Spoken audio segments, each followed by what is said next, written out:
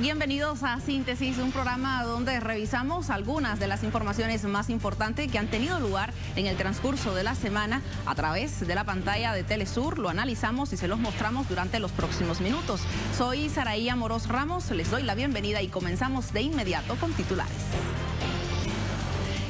Comenzamos, se profundiza la crisis política en Ecuador. La Asamblea Nacional oficializó el pedido de juicio político contra el presidente Guillermo Lasso por delitos contra la administración pública, específicamente por el caso de corrupción conocido como el Gran Padrino. También estaremos en Estados Unidos, donde se agudizó la crisis bancaria tras la quiebra de un tercer banco en menos de una semana. Se trata del Signature Bank, luego de la quiebra del Silicon Valley. A su vez, en Suiza, las acciones del banco Credit Suisse se desplomaron hasta un 23% en la bolsa de valores de esa nación y se teme su posible colapso. Tras cumplirse 12 años del inicio de la guerra terrorista contra Siria, el presidente de esta nación, Bashar al-Assad, realizó una visita oficial a Moscú y se reunió con su homólogo ruso, Vladimir Putin. En este contexto se realiza una reunión cuatripartita a nivel de vicecancilleres entre Rusia, Turquía, Siria e Irán en Moscú. Y en nuestra frase de la semana estaremos resaltando las palabras del secretario general del Comité Central del Partido Comunista de China y presidente de ese país, Xi Jinping, quien instó a los líderes mundiales a defender los valores comunes de la humanidad.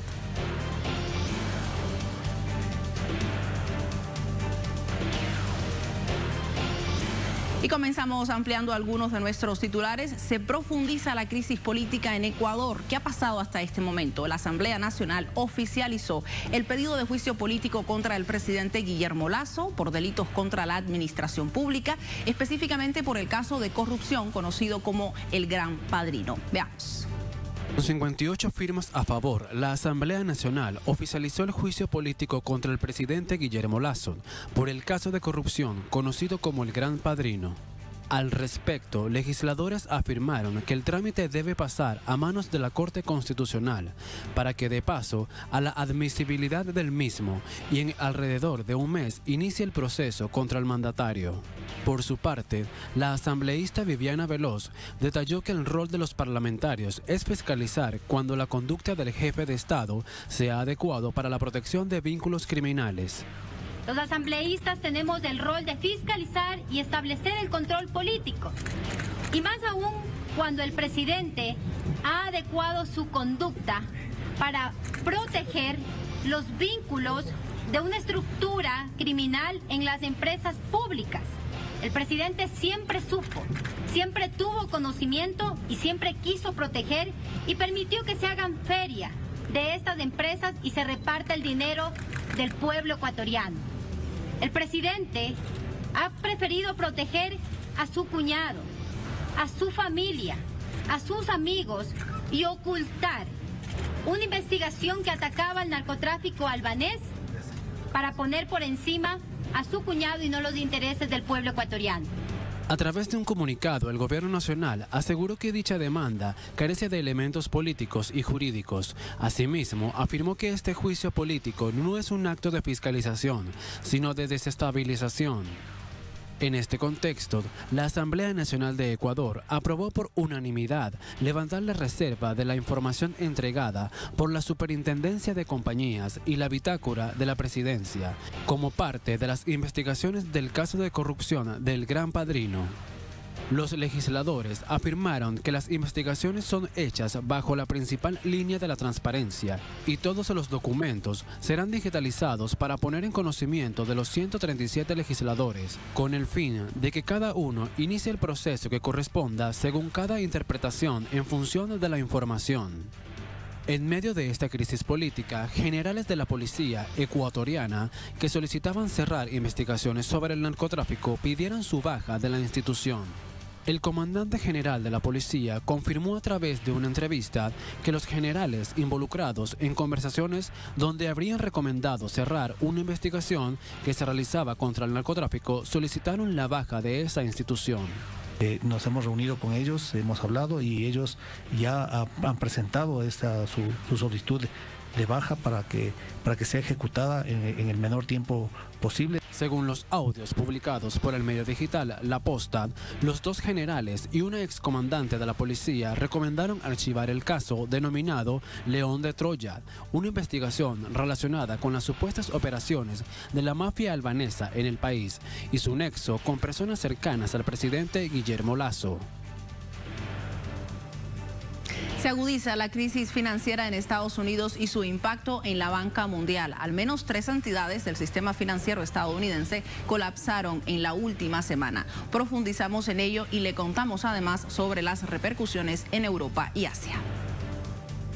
El inicio de la crisis financiera en Estados Unidos comenzó con la quiebra del Silvergate Bank el 8 de marzo debido a las pérdidas sufridas en su cartera de préstamos. Tras el colapso de esta entidad se produjo el pánico bancario en Silicon Valley Bank, un banco que había prestado grandes sumas de dinero a nuevas empresas de tecnología, lo que provocó su colapso el 10 de marzo. Días después, el 12 de marzo, se conoció la quiebra del Signature Bank, un socio de múltiples corporaciones del negocio cripto.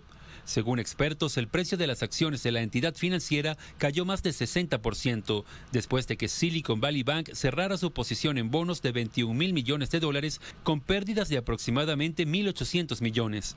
A través de un acuerdo de rescate, el banco estadounidense First Republic Bank recibió $30.000 millones en un intento de evitar su colapso. El acuerdo surgió ante el temor de una eventual crisis de la entidad financiera como consecuencia de la actual inestabilidad en los mercados. En este sentido, el presidente de Estados Unidos, Joe Biden, reconoció que el sistema capitalista causó la crisis financiera que atraviesa el país. Los inversores de los bancos no serán protegidos, asumieron un riesgo a sabiendas y cuando el riesgo no los recompensó, los inversores perdieron su dinero. Así es como funciona el capitalismo. Como consecuencia de la crisis bancaria en Estados Unidos, el precio del petróleo Brent cayó por debajo de los $79. También las principales bolsas europeas se desplomaron pese a las medidas de Washington para sofocar la inestabilidad. En Suiza, luego de una jornada de incertidumbre atizada por la crisis bancaria en Estados Unidos y la desconfianza generalizada de los inversores tras la caída de las acciones del Credit Suisse, esta entidad financiera experimentó un leve repunte. Sin embargo, debido a las pérdidas, la banca europea se desplomó en bolsa y se registraron caídas en Milán, París, Londres y otras ciudades. A esto se suma la caída abrupta del euro por la búsqueda de activos seguros ante la preocupación de que la crisis bancaria estadounidense llegue a Europa. La caída se produjo luego de que el Banco Nacional Saudí, su principal accionista, anunciara que no le va a inyectar más capital. En el continente asiático, las bolsas de Shanghái, Tokio, Hong Kong y Sydney también cayeron hasta un 1.5%, mientras que en Japón se reportó una caída del 2.19% en el índice Nikkei, que agrupa a los 225 títulos más representativos del mercado japonés. Los anuncios hechos por los reguladores financieros de Estados Unidos han llevado a muchos clientes a retirar sus fondos, lo que mantiene sobre la mesa el riesgo de nuevos colapsos por insolvencia. Este 15 de marzo se cumplieron 12 años de la guerra terrorista impuesta a Siria, una guerra compleja de múltiples aspectos y de graves repercusiones que, según afirman los sirios, no logró doblegarlos ni someterlos a la voluntad de Washington y sus aliados. Les mostramos. Este 15 de marzo de 2023, el presidente Bashar al-Assad estaba de visita en Moscú para analizar con su par ruso Vladimir Putin las vías de consolidar la cooperación bilateral y de alcanzar una solución global de la crisis en Siria y su entorno, que contempla la reanudación de las relaciones con su vecino turco. Pocos días antes, el mandatario sirio recibió la visita de numerosas delegaciones gubernamentales y parlamentarias árabes que manifestaron su interés en que Damasco recupere su destacada posición en el mundo árabe. Hechos que demuestran que 12 años de guerra y bloqueo impuestos por el extranjero no lograron tenga éxito el plan occidental de derrocar el legítimo gobierno del presidente al-Assad. Lamentablemente, después del inicio de la guerra terrorista, algunos países árabes han renunciado a sus relaciones positivas con Siria. Pero hoy en día, después de 12 años de esta devastadora guerra, que se completó con el terremoto que golpeó varias provincias del país, el mundo árabe y el mundo entero se convenció de que Siria tiene la razón, es invencible y es imprescindible. Por ello comenzaron el restablecimiento de las relaciones con Siria para formar un frente unido contra el terrorismo mundial. Washington anticipó este nuevo aniversario de la guerra con anunciar la continuación de su política hostil hacia Siria Siria, marcada por el endurecimiento de las medidas coercitivas impuestas al pueblo sirio, la ocupación de partes del suelo sirio, el saqueo de sus recursos energéticos y agrícolas y el continuo apoyo a las bandas terroristas y grupos separatistas, mientras la entidad de ocupación israelí se vale del cómplice silencio internacional para seguir con sus agresiones contra el soberano territorio sirio en momentos en los que gobierno y ciudadanos del país árabe intentan superar las repercusiones del devastador terremoto. Condenamos a estos países que se jactan falsamente de defender los derechos humanos. Están violando nuestros derechos como seres humanos de vivir en paz y tranquilidad mediante sus políticas de ocupación, bloqueo, saqueo de recursos naturales, bombardeos indiscriminados. Buscan sabotear el país, incrementar nuestro sufrimiento y alargar aún más la guerra, pero aún así permanecemos firmes y vamos a triunfar. Largos años de guerra y bloqueo, además de los casi 500.000 muertos, cientos de miles de heridos y millones de refugiados, se una destrucción que alcanzó todos los sectores y causaron pérdidas económicas que se estiman en 1,2 billones de dólares. Una dura realidad que, aunque se agravó con el reciente terremoto, los sirios no se dan por vencidos y junto a su liderazgo, gobierno y ejército nacional siguen la batalla en defensa de su soberanía, independencia e integridad territorial, decididos a pesar de la manipulación mediática occidental, la politización de su caso humanitario, la falsificación del expediente químico y las presiones políticas a reconstruir su país y recuperar su esplendor. Gracias a Hicham por su reporte. Vamos a hacer nuestra primera pausa y al regreso en la frase de la semana destacamos las palabras del secretario general del Comité Central del Partido Comunista de China y presidente de ese país, Xi Jinping, al instar a los líderes mundiales a defender los valores comunes de la humanidad. A la vuelta de la pausa.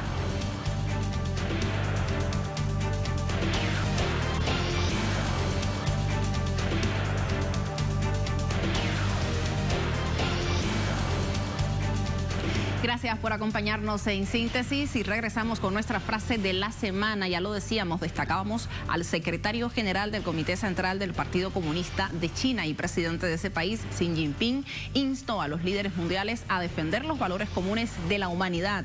Citamos la frase a continuación: la meta final de la modernización consiste en realizar el desarrollo libre e integral del ser humano para que el camino sea viable y estable. La clave consiste en tomar el pueblo como eje central. La modernización no son índices ni cifras en el papel, sino la vida feliz, segura y sana del pueblo. Partidos políticos tienen que tomar como objetivo de lucha la aspiración del pueblo por una era mejor, responder al anhelo del pueblo por el progreso de la civilización y esforzarse por realizar la abundancia material, la rectitud política, la riqueza espiritual, la estabilidad social y la comodidad ecológica. Así lo destacó el presidente de China, Xi Jinping.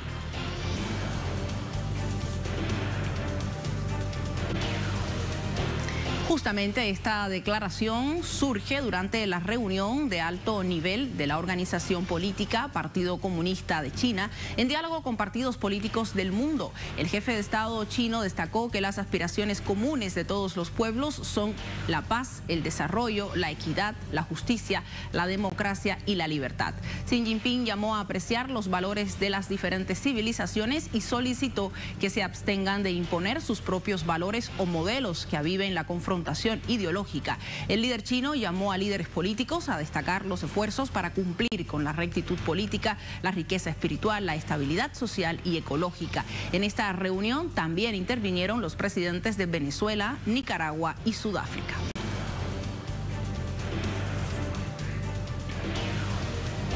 Revisamos a continuación otros hechos noticiosos acontecidos durante la semana. Incluye en Cuba, por ejemplo. Allí la sociedad civil convocó a un debate sobre los derechos humanos. También les contamos sobre otros temas acontecidos en Colombia, Perú, México y Malawi.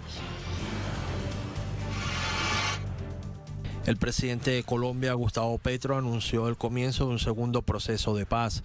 El Ejecutivo informó que se creará una mesa de conversaciones de paz entre el gobierno y el Estado Mayor Central de las disidencias de las antiguas Fuerzas Armadas Revolucionarias de Colombia. En este contexto, la fiscal general de la Nación levantó las órdenes de captura de al menos 19 miembros del grupo para participar en los diálogos de paz. En Perú activaron la alerta roja ante los embates del ciclón Yaku en la ciudad de Lima. El gobierno anunció que todas las plataformas de defensa civil distrital y de Lima metropolitana circundantes a varias quebradas de la zona se encuentran en alerta. Además informaron que el personal de protección civil, las Fuerzas Armadas y la Policía Nacional estarán pendientes de asistir a la población afectada en los lugares donde sea necesario. El presidente de México, Andrés Manuel López Obrador, anunció que estudia sustituir el uso de fentanilo con fines médicos. Como medida para enfrentar su tráfico ilegal, el jefe de Estado enfatizó que el compromiso será que todos los precursores químicos del fentanilo que entren a la nación de forma ilegal o por contrabando van a seguir siendo combatidos. En Malawi ascendió a más de 320 los muertos a causa del ciclón Freddy que azota al país. Medios locales indicaron que las inundaciones y los deslizamientos de tierra han provocado el desplazamiento de más de 183.000 personas en diversas regiones de la ciudad de Blantyre. Por su parte, el Departamento de Asuntos de Gestión de Desastres de Malawi decretaron 2 semanas de luto por las víctimas mortales del temporal. En Cuba, la sociedad civil convocó a un debate para derechos humanos como parte de los preparativos del examen periódico universal de la isla en el Consejo de los Derechos Humanos de las Naciones Unidas. Diversas organizaciones civiles se reunieron para evaluar las acciones y avances en esta materia e identificar los retos y obstáculos en la promoción de los derechos para todas las personas. En nuestra foto de la semana, el lente de los fotógrafos nos ubica en el Vaticano, donde el Papa Francisco pidió la paz como obsequio con motivo de cumplir 10 años de su pontificado. Las declaraciones del sumo pontífice se producen en medio de los diversos escenarios actuales en el mundo, como los conflictos armados y las consecuencias del cambio climático. El 13 de marzo de 2013, el cardenal argentino y arzobispo de Buenos Aires, Jorge Mario Bergoglio,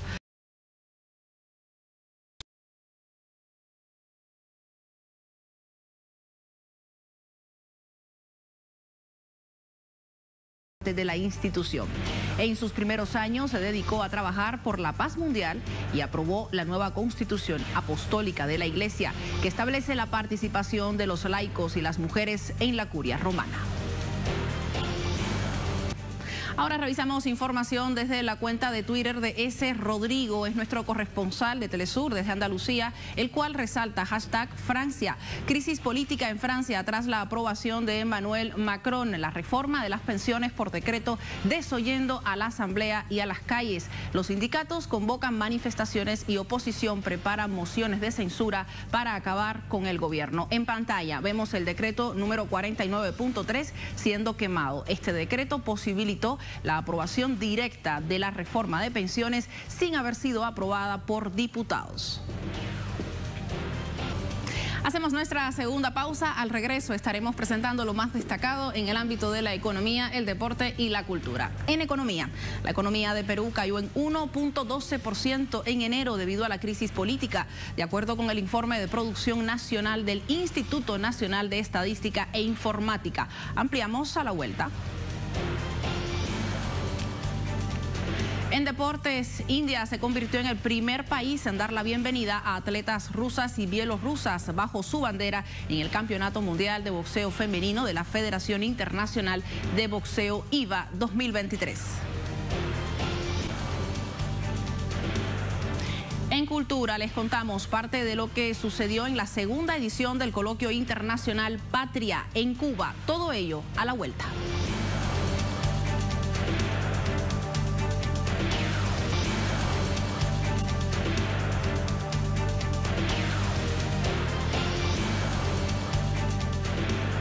Regresamos y lo hacemos con economía. Les contamos cómo estuvo el escenario en materia económica durante la semana en distintos países del mundo.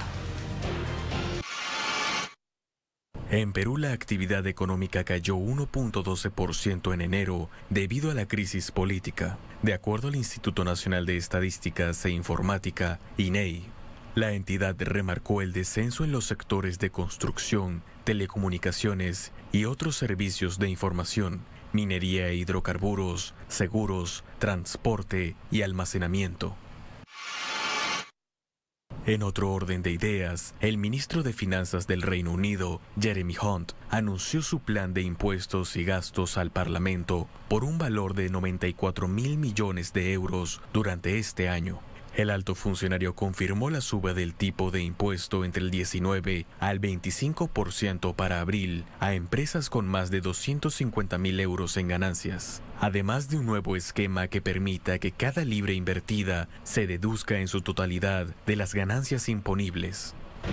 Y para hablar sobre deporte lo hacemos aterrizando en India, el primer país en dar la bienvenida a atletas rusas y bielorrusas bajo su bandera desde que inició la operación especial en Ucrania en el Campeonato Mundial de Boxeo Femenino de la Federación Internacional de Boxeo. Ampliamos los detalles sobre este tema y revisamos otros acontecimientos. El Campeonato Mundial de Boxeo Femenino de la Federación Internacional de Boxeo, IBA 2023, que inició este miércoles en el Complejo Deportivo Indira Gandhi en India y que cuenta con 330 boxeadoras de 74 países, aceptó la participación de atletas rusas y bielorrusas en medio de la suspensión de la IBA por parte del Comité Olímpico Internacional, siendo India el primer país en permitir a las boxeadoras no solo la participación, sino también competir bajo sus banderas. Asimismo, se conoció que los himnos nacionales de estos dos países se tocarán si sus competidoras encabezan el podio en el campeonato mundial. Francia celebró la cuenta regresiva de menos 500 días para el inicio de los Juegos Olímpicos con el evento Relevos alrededor del mundo, que consiste en la celebración de actividades deportivas durante 24 horas en más de 120 países de los 5 continentes. La jornada inició este martes en Nueva Zelanda y atravesó Oceanía, Asia, Europa, África y América antes de culminar en el Pacífico, en la Polinesia Francesa, como una competencia de relevo. Esto como preparación y homenaje a los atletas que participarán en la cita bajo los 5 aros. La actividad contó además con eventos deportivos dirigidos a todas las edades y disciplinas, conferencias y exposiciones sobre el desarrollo de los Juegos Olímpicos. El venezolano Miguel Cabrera consiguió el récord de ser el primer y único pelotero en estar presente de forma activa desde la primera edición del Clásico Mundial de Béisbol tras su creación en 2006. El capitán de la selección de Venezuela marcó un hito histórico luego de su participación en la victoria 9-6 ante Puerto Rico el pasado domingo y fue reconocido por la Major League Baseball, uno de los organizadores del evento, tras completar su primer juego en esta quinta edición, donde Miggy se fue de 5-1 con un sencillo por el jardín central. Y en el ámbito cultural les contamos detalles de la segunda edición del Coloquio Internacional Patria que tuvo lugar en La Habana, Cuba. La Ciudad de México, por otro lado, también fue catalogada como capital de la producción audiovisual en América Latina y el Caribe. Estos y otros temas los vemos a continuación.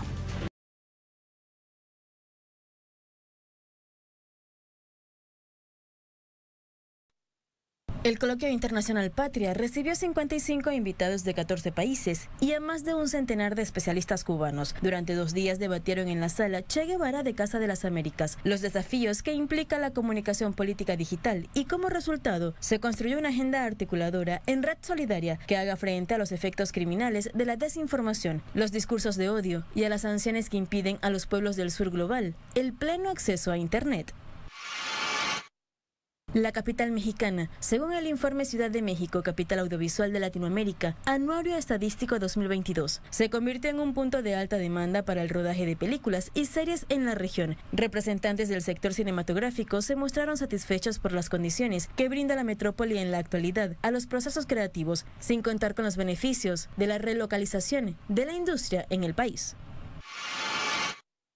El Festival Internacional de Teatro Popular de Títeres de Brasilia, en Brasil, se desarrollará hasta el 26 de marzo en el Centro Cultural Ceci de Taguatinga y en Taguaparque, así como en colegios públicos de la ciudad. Esta quinta edición cuenta con la participación de Burkina Faso, con su espectáculo Kurubi, e India, con la agrupación Akar Puppet Theatre, además del acompañamiento de los artistas locales Lo Borges, Flaira Ferro y Alicio Amaral.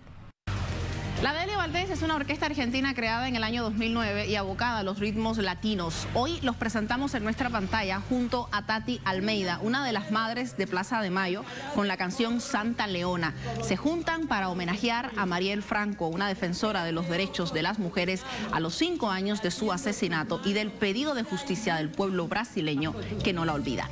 Así despedimos nuestro espacio de síntesis. Soy Saraí Amoros Ramos y les esperamos la siguiente semana para seguir revisando el mundo desde el sur. Tormenta y pisará el suelo de este país sin nombre, guerrera de los humildes, leona de monte adentro.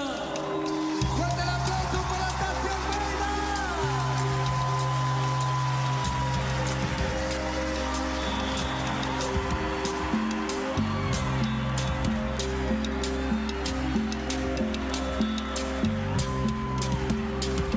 La noche me trajo un sueño, en tus brazos me llevabas a la otra orilla contigo, navegante de las almas. La noche me trajo un sueño, en tus brazos me llevabas a la otra orilla contigo, navegante de las almas. Y yo soy tan solo un hombre que viene a cruzar el río, justo en la Santa Leona.